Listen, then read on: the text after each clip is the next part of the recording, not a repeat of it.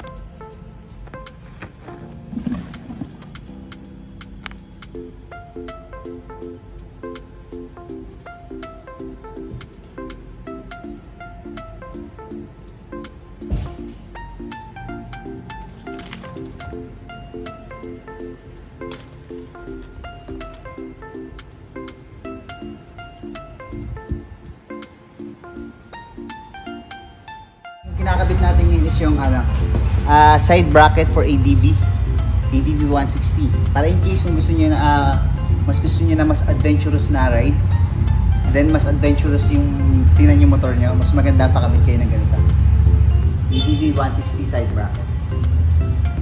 By pair na yan sir, no? Pag binili? Yeah, pair na yan sir, dalawang piraso na. Check lang sir. Thank you. Thank you sir.